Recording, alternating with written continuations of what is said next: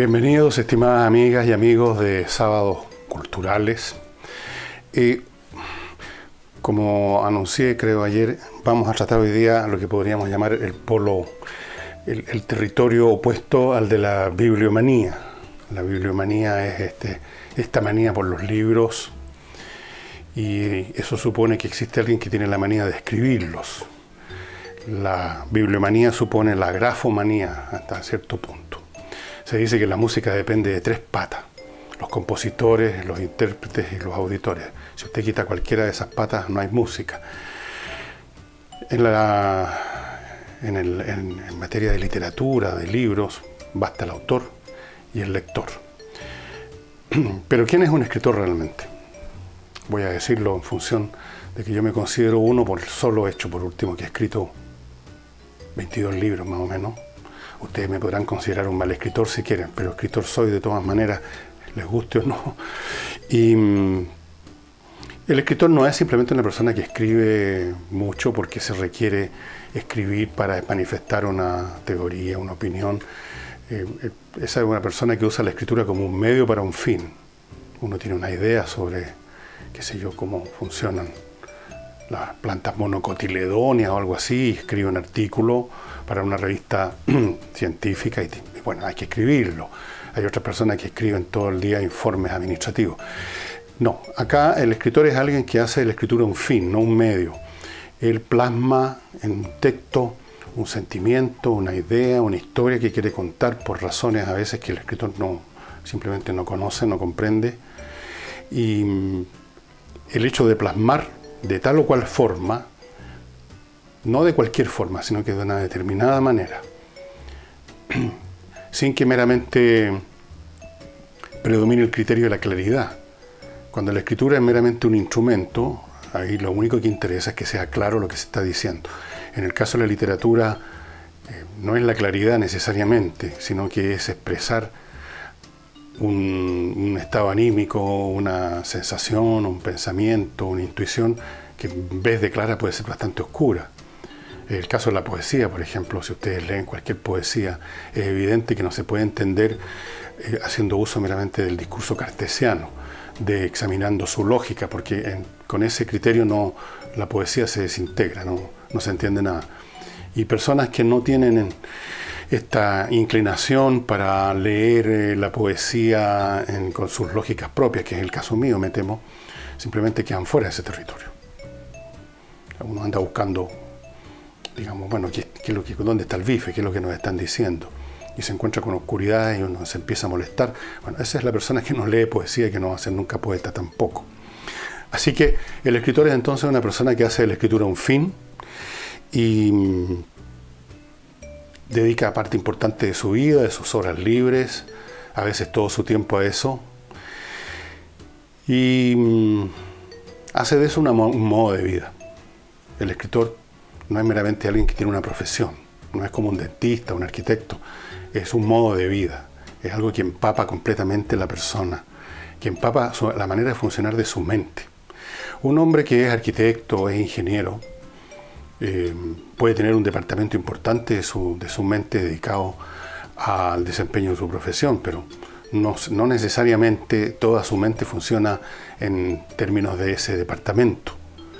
En el escritor, toda su manera de ver el mundo gira alrededor de su permanente actitud y postura de tomar lo que ve a su alrededor e integrarlo en una constelación que eventualmente va a ser usada para escribir algo. Es como que el escritor no pudiera realmente ponerse en sintonía o tratar de entender el mundo si no pasa por este proceso de escribirlo. Es una cosa misteriosa, es como el pintor.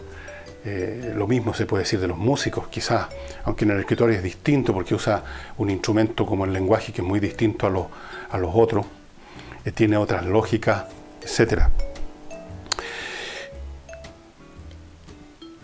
No necesariamente la vida de un escritor, como algunos quizás lo piensen viendo las películas, donde el escritor es siempre un tipo que da clases en una universidad y por supuesto todas las alumnas están enamoradas de él y él se anda siempre transportando un maletín de cuero así lleno de libros y hay algo como glamoroso en todo eso. En el fondo el escritor realmente pasa bastante malos ratos. Yo me voy a permitir leerles, traduciéndoles sobre la marcha de este libro que me regaló un auditor, Anatole France, las obras completas en su idioma original en francés. Me voy a leer un par de párrafos y tienen que ver con esto. Uno de los últimos libros que escribió Anatole France fue La vida en flor, La vie en fleur, que tiene que ver con su infancia. Es un libro de memoria, él cambia nombres, pero básicamente corresponde a experiencias reales. Y nos cuenta Anatole en distintas partes de La vida en flor que había un personaje muy cercano a su familia, no era un pariente, o tal vez sí, pariente más o menos lejano, no me acuerdo, pero en todo caso una persona muy querida, un hombre muy culto, que se dedicaba a la arqueología, a coleccionar antigüedades, un hombre refinado, que visitaba mucho la casa, un gran conversador, y un día se encuentra con Anatole, niño, o adolescente, ya más bien 12, 13 años, y de algún modo se entera que Anatole, como ocurriría después, quería convertirse en escritor, y este Monsieur Dubois, así es el nombre que le da, le dice lo siguiente.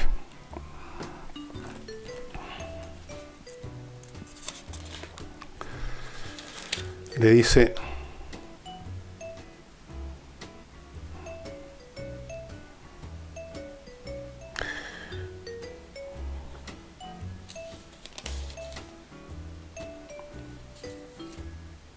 es una aventura, le dice, esto de escribir, que no hay que tentar si uno se cuida de su tranquilidad y de su independencia. Publicar un libro original es correr un terrible peligro. Créeme, amigo mío, esconde tu espíritu, no escribas. Si tú publicas un libro de vilón, como para hacerse notar y sacarte la oscuridad, que es lo más probable, dice, porque el talento es muy raro, da gracias a los dioses, porque te vas a evitar desgracias.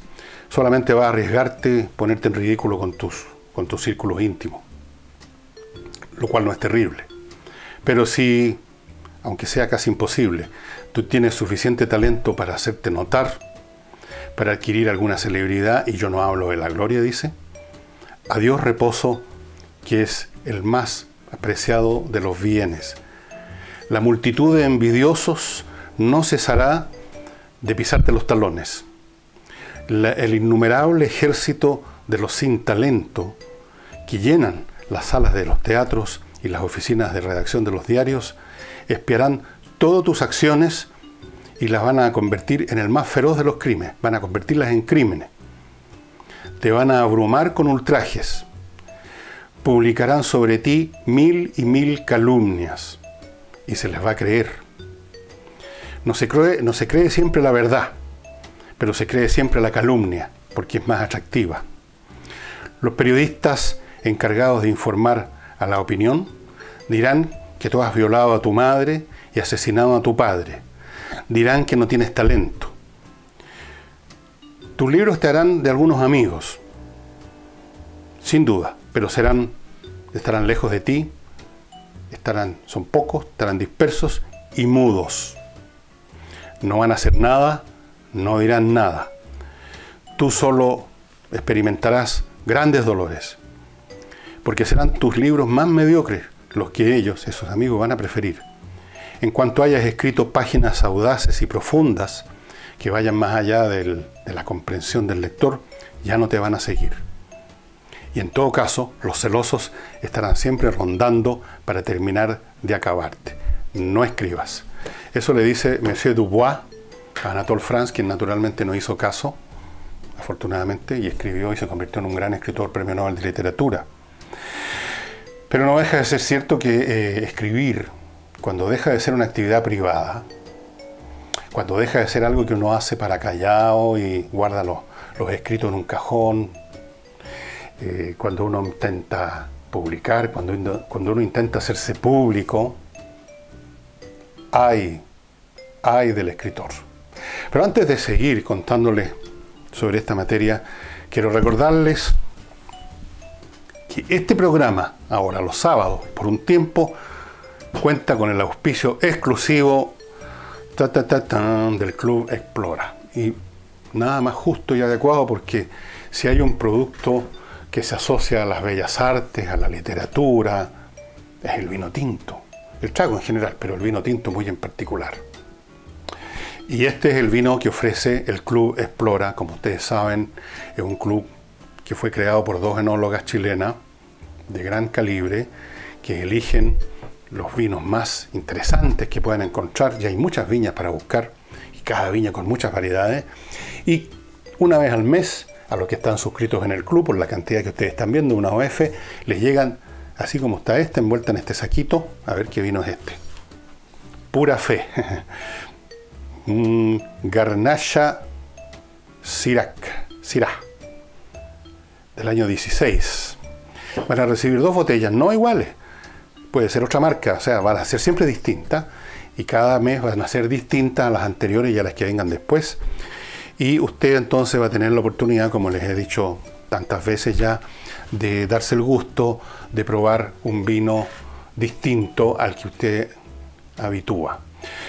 Dicho sea de paso, la literatura y el vino están muy relacionados. Y yo conozco algunos escritores, no muchos, porque yo no me meto con nadie, y menos con la República de las Letras, pero conozco por lo menos bastante a Jorge Edward, que es un hombre que no le hace asco al vino tinto, ni al whisky, ni al pisco sour, ni a nada, yo creo. Y en general la literatura está muy asociada a la copa. Hay bastantes escritores que se les pasa un poco la mano y han terminado en el alcoholismo, pero en general eso no sucede con el vino tinto. El vino tinto no es un producto que lleve a los extremos, no está en su naturaleza. El vino es algo para degustarlo, no es para aturdirse. Así que si había un sponsor para estos sábados que correspondiera a 100% al espíritu de los sábados, es el vino tinto y el Club Explora, que les ofrece esta oportunidad. Y bueno, ustedes ven que Anatole France no le hizo caso a esa persona que le dice no escribas porque vas a tener puros sinsabores. Y efectivamente los sinsabores son muchos. Ustedes habrán leído, habrán sabido millones de historias de escritores, incluso famosos, que tuvieron enormes dificultades para publicar, que recorrían una editorial, iban a una editorial, luego a otra y los rechazaban en todas partes. ¿Y por qué los rechazaban? Bueno, editorial suena como una cosa, como una entidad majestuosa, pero al final de cuentas la editorial tiene simplemente unos tipos de carne y hueso, que son los editores, que reciben los libros y los leen y los rechazan o los aceptan en función, bueno, de algunas políticas editoriales, pero también de sus propios gustos, de sus propias agendas políticas incluso. Yo sé lo que es eso, pues, yo he pasado por eso. Entonces, el dictamen de un editor es el dictamen de un individuo de carne y hueso que tiene ciertos gustos literarios, que sale a tomar con estos escritores, pero no con estos otros, que ama a ciertos tipos de escritores y detesta a los demás allá. Y eso. Y la editorial además puede tener sus propias políticas. En un momento dado alguno de los genios, si es que hay alguno en ese mundo, que determinan las políticas editoriales, deciden que vamos a dedicarnos ahora a las novelas históricas, porque esas son las que la llevan, y todo lo demás nada. Y entonces se topa con mil cosas como esa, y normalmente un autor va golpeando una puerta tras otra. Conozco autores que han pasado por 10 editoriales, en otros países, porque aquí no creo que hayan 10 editoriales, y no les dan pelota, hasta que finalmente aciertan, tienen quizás un gran éxito, y los editores que le dijeron que no en las otras editoriales los tiran por la ventana por tarado. Pero ya, el hecho es que ya no publicó ahí este hombre. Luego vienen los críticos. ¿Quién es el crítico? Otra vez una persona de carne y hueso que tiene sus propios gustos y agenda la misma cosa que el editor, y que se ampara en que está en una tribuna, o sea, en esta cosa majestuosa que es la prensa, una revista, y habla. Y fíjense que uno de los hombres más sinceros respecto a ese trabajo de crítico literario fue precisamente Anatole France, que escribió millones de artículos en por lo menos 2 medios periodísticos o revistas literarias o qué sé yo en Francia. Y él decía de frentón, el crítico es alguien que habla de sí mismo a propósito de un libro. Es decir, la crítica es simplemente la manera como una determinada persona interpretó, recibió, gustó, se disgustó con un material. Eso es todo. No hay ahí, no eres Dios en persona que dice este libro es bueno o malo, este libro es fantástico, este libro es pésimo. Es un crítico. Entonces, en otras palabras, el autor que publica se hace público y se hace dependiente de los editores. Bueno, ya los editores lo editaron, pero entonces se hace dependiente de los críticos, que lo pueden ningunear, que es otra técnica muy conocida. Y por supuesto se hace rehén de los lectores. Por lo menos los lectores compraron el libro y tienen todo el derecho. No es una actividad, digamos, que dé tantas satisfacciones. Son contados con los dedos de una mano los escritores que han tenido éxito en vida, no solamente un éxito de público y crítica, sino que también monetario. Normalmente son escritores que escriben para el gusto del público en ese momento, o que sin haber pensado en el gusto del público, sino que auténticamente escribieron lo que querían escribir, pero entró por alguna casualidad o por algún motivo cualquiera en sintonía con lo que en un momento dado el público quería, con lo que el público estaba sensibilizado. Por ejemplo, el boom literario que hubo en América con Mario Vargas Llosa, Gabriel García Márquez, Cortázar y todos esos personajes, un poco también Jorge Edwards, tiene que ver con un estado anímico, cultural y político que se vivió en América Latina en los años 60 y por el cual toda esta literatura inspirada en temas americanos, instalada en América como sujeto y como ámbito de la obra, tenían ya como una cierta barra brava favorable, digámoslo así. Entonces fue un boom, por eso que se habló del boom, boom, boom. ¿Quién sabe qué habría pasado si esos mismos libros, escritos por esos mismos autores, con el mismo talento, los hubieran publicado hoy día? O los hubieran publicado 20 años antes, los hubieran publicado en 1930. A lo mejor les habrían dado una chuleta en el poto también. Les habrían dicho, no nos interesa su tema, estamos publicando este tipo de cosas ahora. Entonces el escritor se entrega a la suerte de los tiempos. Y muy pocos escritores además pueden vivir de lo que escriben. Son contados con los dedos de una mano. El 99% tiene otras actividades que les permiten comer. O sea, si yo, por ejemplo, hubiera dependido de mis libros, hace rato que, o sea, me habría muerto de hambre simplemente. Me muero de hambre. Porque además uno depende en qué lugar uno vive, en qué lugar uno escribe. No es lo mismo ser un escritor que vive, nació y escribió en Estados Unidos para el mercado americano, que es potencialmente enorme, o haber nacido, por ejemplo, para irme al otro extremo, en las islas Fiji, donde hay 200 personas que se dedican al turismo o algo así. De hecho, hay muchos escritores que pueden ser excelentes escritores, pero no se les conoce a nivel mundial porque nacieron y vivieron y escriben en un lugar pequeño y además quizás en un idioma que solamente se habla en ese país. Los escritores que tienen mucha suerte o que, digamos, llegan a un nivel X de excelencia o de, qué sé yo, de éxito, pueden ser traducidos. Naturalmente que sí. Hay escritores chilenos que han sido traducidos a muchas lenguas porque le achuntaron a lo que en un momento dado los mercados están pidiendo. Por ejemplo, hay escritores chilenos que han escrito temas bastante criollos, pero han sido traducidos a idiomas europeos porque en Europa cada cierto tiempo intermitentemente les baja una moda, digamos, de interesarse por las cosas de estos continentes supuestamente mágicos, americanos, latinoamericanos, exóticos. Para ellos todo esto es exótico. Entonces esos libros tienen buena recepción. En otro momento les importa un cuesco y simplemente ese mismo libro, 5 años más tarde o 5 años antes, no pasa nada. O sea, esas son las situaciones de las que depende un escritor. Pero el escritor sigue adelante igual porque es una pasión, una vocación, o si ustedes quieren es un destino, tomado con alegría o tomado con resignación, según el caso.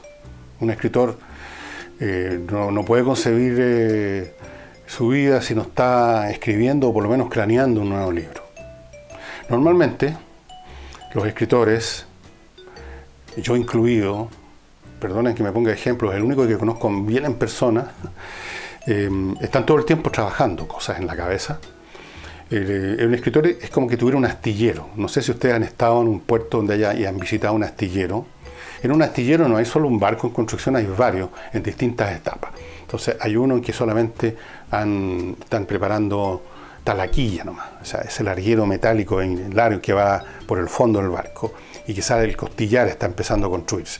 Hay otros que están prácticamente terminados y están por ser botados al mar, donde van a llegar a cabo las terminaciones, van a instalar los muebles, qué sé yo, todas las cosas. Hay otros que están a medio morir saltando. Hay otros que están ya entrando a su viaje inaugural. Hay barcos en distintas situaciones. Hay unos que están no solo a medio hacer, sino que están abandonados. Proyectos que se quedaron ahí. Libros que se empezaron, en este caso, y llevan 2, 3, 4 capítulos, después se abandonaron porque apareció otro proyecto que pareció más interesante. Y dentro de ese astillero, el escritor, su astillero personal, de pronto canibaliza barcos que quedaron a medio morir y le saca material porque son buenos materiales y los puede usar en este otro. Bueno, esas son... O sea, todo el tiempo el escritor está sí, produciendo, pensando, escribiendo mentalmente lo que está escribiendo y de algún modo preparando planes para otras cosas que tiene en mente, de vez en cuando tomando una nota para un libro que todavía ni siquiera empieza y se juntan notas por aquí, en una carpeta en el computador o en una libreta y así. De manera tal que un modo de vida, uno nunca termina de ser escritor, todo el tiempo. Y en la vida social, cuando la tiene el escritor, cosa que yo ahí no entro en muchos detalles en la mía porque se puede simplificar con un 0. Mi vida social es un 0. Pero los escritores que son más normales que uno y que tienen vida social, están todo el tiempo en esa vida social más interesados en recabar material que en las personas. En ese sentido, los escritores son un poco como los vampiros. O sea, le caen a la gente encima y le extraen su sangre. Ven a los demás como medio para un fin. Ven a una persona interesante y no les interesa por la persona misma, sino por qué rasgos se pueden usar en un personaje. Son en ese sentido muy frío y muy, bueno, no muy simpático en ese sentido. Uno siente que el escritor está escarbándole a uno a ver qué puede sacar de uno para un personaje. Consejos que le piden siempre a uno, cómo uno empieza a escribir, qué hace, a quién le consulta, qué sé yo. Bueno, seguramente hay tantos consejos, avisos, como escritores. Yo voy a dar los míos, no conozco otro. La primera cosa que voy a decir es que uno tiene que desechar completamente el impulso, que es muy natural, de mostrarle lo que uno está escribiendo a los demás. No va a ganar usted absolutamente nada. Los demás o no van a leer nunca su cosa porque no tienen interés en lo que usted hace. Le van a decir, uy, sí que bueno. Mira, sí, estuvo entretenido, pero no han abierto una página de su manuscrito. Otros lo van a alabar en exceso y usted va a caer en la tentación de creer que llegó a la genialidad y no le va a meter más mano, no va a seguir examinando su trabajo. Otros lo van a ningunear a usted de forma directa o indirecta. Otros van a pretender corregirle, es decir, reescribir el libro como lo habrían escrito ellos, lo cual es absurdo. Usted tiene que escribir lo suyo. ¿Y qué va a ganar usted con esto? Una mirada despectiva, una sonrisita como diciendo, bueno, sí, está simpático lo tuyo, y ya con eso lo están a uno cagando en el fondo. No muestre nada. O la gente no tiene interés, o la gente no quiere tener interés, no quiere que usted sea escritor. Ojo con los amigos. Mostrarle algo a un amigo es cometer, por así decirlo, un acto de traición. Es salir de la igualdad que supone la amistad. ¿Cómo? Este gallo es escritor, que se cree mejor que yo, que se cree que puede publicar un libro. Los escritores generalmente se topan con un hecho bastante curioso, ¿no? La gente creería que lo más interesado en lo que un escritor escribe son sus amigos. Oye, muéstrame lo que estáis haciendo. Son los menos interesados. Ni mencionan el tema que uno es escritor, ni mencionan los libros que uno ha escrito, ni mencionan que uno acaba de publicar, ni mencionan si acaso incluso uno obtuvo una tremenda crítica. Voy a contarles algo personal, no tengo otro remedio. En general a mí la crítica me ha ninguneado lindamente, nunca me han dado pelota. Se supone que con alguien que trabaja en la televisión, en la radio, no puede escribir nada decente, así que no me daban pelota. Además hay un tema político también entre medio. Salvo una vez, un libro mío que se llama, que tiene que ver con Memorias de un amnésico, se llama el libro. Y este crítico, que yo creo que es el crítico literario de Chile, Ignacio Valente, Ignacio Valente, que es el nombre de pluma, no es su verdadero nombre. Un sacerdote jesuita, como ustedes saben, que hace crítica en el Mercurio. Ignacio Valente escribió una crítica maravillosa de mi libro, le encantó. En alguna parte incluso decía que era un poco vergonzoso que nadie hablaba de lo que yo escribía, porque para él también había sido un descubrimiento que yo existía. Porque yo no funciono como ciudadano en la República de las Letras. No soy una persona que dice, este escritor, veamos qué es lo que escribió. Es como que escribiera en otro planeta. Entonces, él también estaba sorprendido que este señor Villegas, que tal vez sabía que existía como un personaje de la televisión, podía escribir bien. Y me hizo una crítica que yo no le había visto a ningún otro escritor, para serle franco. Bueno, perfecto. De todos mis amigos, uno solo me llamó para decirme, un amigo fallecido, Pepe Josias, para decirme, oye, mira la crítica que salió en el Mercurio de tu libro. Entonces, esas son las cosas con que se enfrenta un escritor. No se enfrenta con la actitud con que uno recibe al médico en la casa. Adelante, doctor, venga a ver al enfermo. No, el escritor es un personaje que se mira con sospecha, que nadie se parece, nadie se interesa, todos lo ningunean, miran por otro lado, si son cercanos a uno.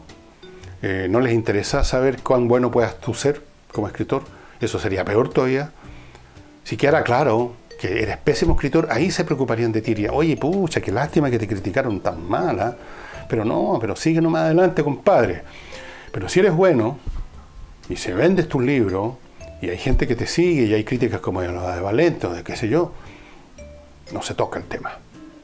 Así que no consulte a nadie. El único juez y parte de un libro es el que lo escribe. Usted es el único que puede saber qué es lo que quiere hacer con lo que está escribiendo. Es el único que tiene que juzgarlo y en función de eso presentarlo eventualmente y ya veremos qué pasa.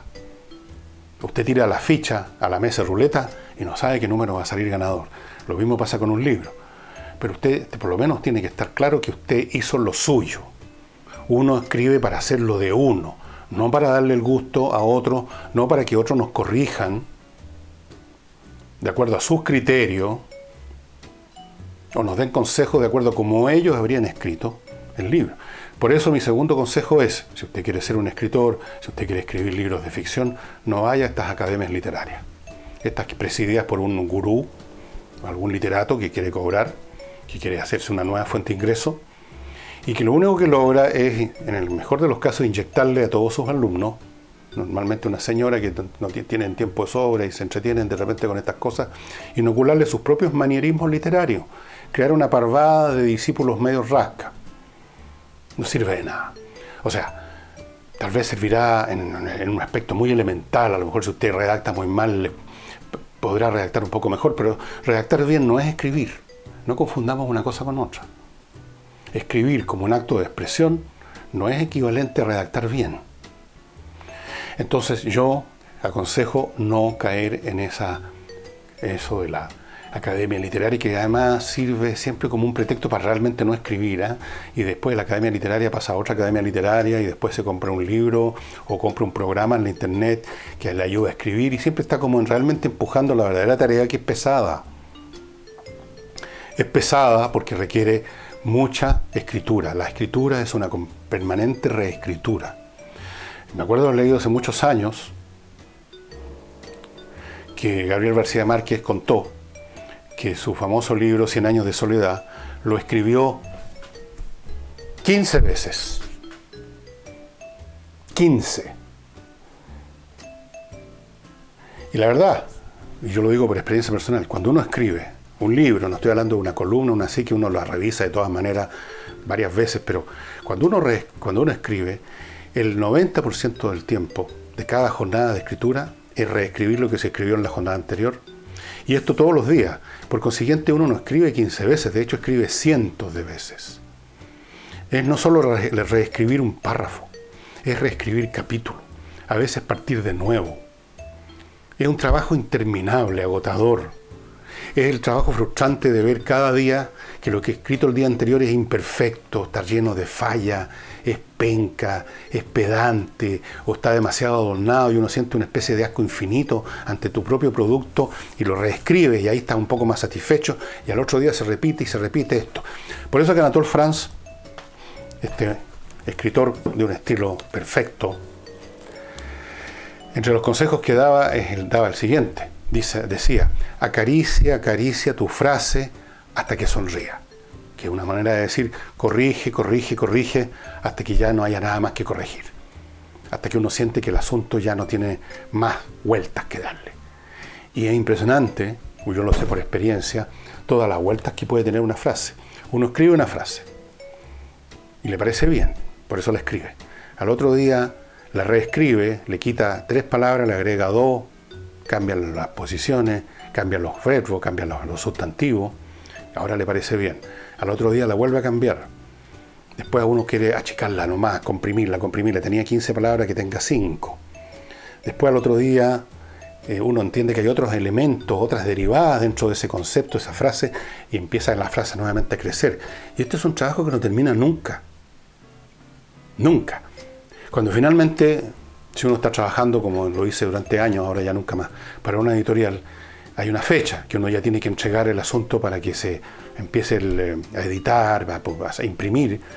Y bueno, ahí uno tiene que poner término a las correcciones, pero uno podría seguir corrigiendo su libro toda la vida, reescribiéndolo toda la vida. Llega un momento en que simplemente hay que dejarlo partir al hijo, por así decirlo, pero no porque uno lo considere perfecto. El verdadero escritor es un perfeccionista. Y el perfeccionista, bueno, es un enfermo mental en cierto sentido. Y en esto hay que ser un enfermo mental si usted quiere escribir algo que valga la pena. Es decir, requiere una disciplina y un trabajo enorme. Escribir no es meramente poner adjetivos bonitos y decir unas ridiculeces medias afiruladas. Algunos creen que escribir viene a escribir bonito, actos adjetivos, monótonos, como la mala poesía. No, al contrario. Había un guionista de ópera, se llama Jacopo Peri, me parece que era él. El guionista de una de las óperas de Mozart, La flauta mágica, creo que fue el guionista de esa. Y tenía un mantra, una frase, un motto. Él decía, lo que se borra no se pifia. O sea, lo que uno ha borrado, lo que no va a aparecer en la ópera, porque uno la borró, nunca va a ser objeto de crítica y de pifias. Y en cierto sentido uno tiene que hacer lo mismo todo el tiempo, borrar y decir, lo que estoy borrando no lo van a pifiar, no va a existir. El trabajo es permanente, escribir es también desescribir, reescribir, borrar, volver a empezar. Y eso requiere disciplina.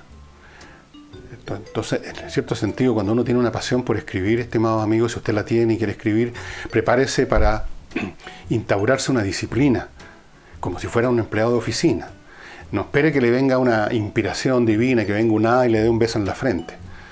La inspiración, o las buenas ideas, más bien dicho, surgen en el acto de escribir, cuando uno está calentando motores, al principio sin muchas ganas, escribiendo frases que están medias muertas, y pasa el rato y uno está avanzando, pero hasta que llega un momento que las cosas empiezan a encajar y empieza a salir un material más o menos decente. Pero eso supone disciplina, no esperar el día que uno tenga ganas, porque en realidad uno no tiene nunca ganas de someterse a esta verdadera tortura que es escribir. Una tortura que uno no puede evitar por un lado y que quiere evitar por el otro. Entonces, en esta contradicción uno se podría quedar paralizado a menos que uno tenga una disciplina. Había un viejo escritor romano, Plinio el Viejo. Plinio el Viejo, un tipo que escribió de todo, una especie de enciclopedia de la antigüedad. Plinio el Viejo tenía una frase que era, por así decirlo, su lema, y que yo lo apliqué mucho tiempo, lo tengo como uno de mis lemas, y lo usaba como qué sé yo, frase que aparecía en todos mis mails. Nulle dia sine linea era su frase. Nulle dia sine linea, o sea, ningún día sin escribir por lo menos una línea. Eso es disciplina. No se trata de que yo tengo ganas de escribir hoy día, se me ocurrió una idea maravillosa, voy a aprender el computador. No. Uno abre esto como quien abre la cortina metálica de un negocio y se instala, prende las luces y se pone en el mesón a esperar a los clientes. Y en este caso, uno prende el computador, saca los archivos de lo que está escribiendo o de lo que tiene que empezar a escribir y trabaja. Y el trabajo empieza con la lectura de lo que escribió el día anterior o la semana anterior, y encontrar las falencias y reescribir todo eso, y pasa una hora y pasan dos, y uno no ha escrito ni una ni la nueva, pero ha escrito muchas líneas reparando viejas que no nos gustaron, y después de un largo rato de esto uno empieza a agregar nuevo material. Y al otro día todo de nuevo, solo que ya es más largo porque se ha escrito más. Revisar todo, releer todo de nuevo. Y llega un momento cuando el libro está llegando al final, lo sé también por experiencia, en que esa relectura significa que uno relee su libro entero, capítulo tras capítulo, y se puede echar la mitad del día o más en eso, corrigiendo. Por supuesto, no es una lectura pasiva, es una lectura activa buscando cosas que mejorar. Y a veces llega al final de la jornada y uno no ha avanzado ni una línea, solamente ha corregido. Pero esa corrección es quizás la verdadera escritura. Y al otro día la misma cosa. Hasta que llegue un momento maravilloso, que a veces no llega nunca, en que la frase sonríe.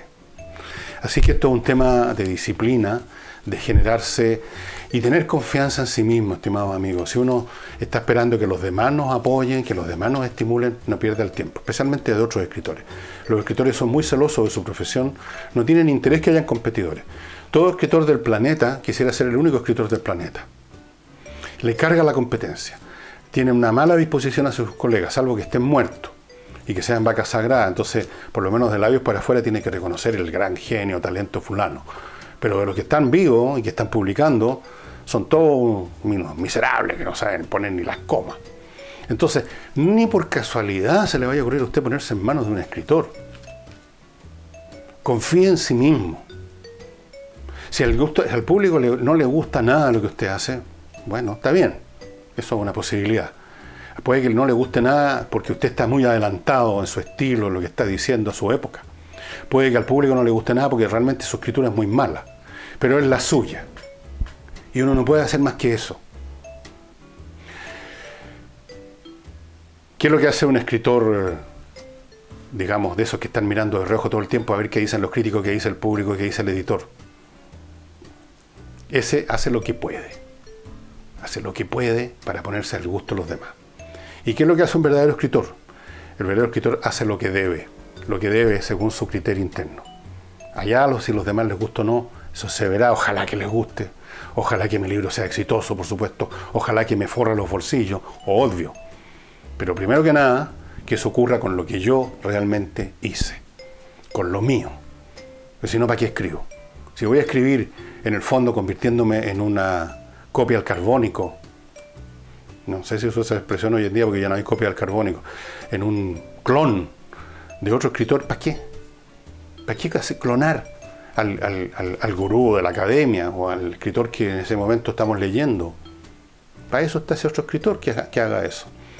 Si uno no tiene nada propio que decir, no hay ningún problema, entonces uno no escriba nomás, pues. Si uno no tiene nada, nadie está obligado a ser escritor. No hay ninguna gracia ser escritor.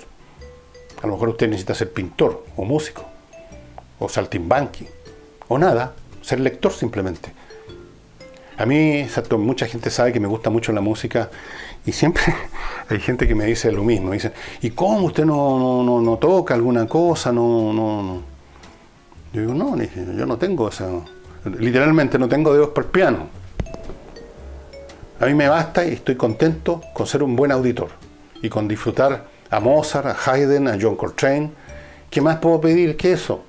Y si usted no es un escritor, si no tiene ganas de escribir, si no tiene nada que decir, conténtese, así como yo me contento con ser auditor, conténtese con ser lector de los mejores. Eso ya es bastante, es mucho. Así es que, bueno, los que quieren ser escritores no van a seguir jamás el consejo que da este señor Dubois, Anatole France, y cada cual se tiene que apañar con lo suyo. Uno tiene que partir de la base de que lo más probable es que no va a tener éxito. Tener éxito en este mundo, en todo orden de cosas, es difícil. Tienen que coincidir demasiadas cosas. Las estrellas tienen que estar alineadas de cierta manera. Los gustos del público, las necesidades del público tienen que coincidir justo con lo que uno está haciendo. Los gustos, los intereses comerciales, las editoriales, lo mismo, etc. Pero en fin, el mundo se puede venir abajo, el mundo nos puede patear el popó. los editores nos pueden despreciar y cerrar la puerta a las narices, pero si usted es escritor de verdad va a escribir igual. Y si se publica, bueno, y si no se publica, se publicará en 20 años más. A lo mejor sus hijos, sus nietos van a encontrar los manuscritos y los van a publicar, y usted va a ser famoso post-mortem, da lo mismo. Finalmente usted hizo lo que tenía que hacer. El único juez y el único lector de verdad de su literatura es usted mismo. No lo olvide nunca. Y dicho lo cual, les recuerdo que este programa es auspiciado por el Club Explora. Como corresponde a un programa cultural, tiene que haber vino, un vinito. Los escritores, no sé por qué somos tan aficionados un poquito al alcohol, digamos, moderadamente, ¿no? Todos los artistas parece. Ahora, yo no sé si los escritores son artistas propiamente tal. Eso podemos conversarlo otro día.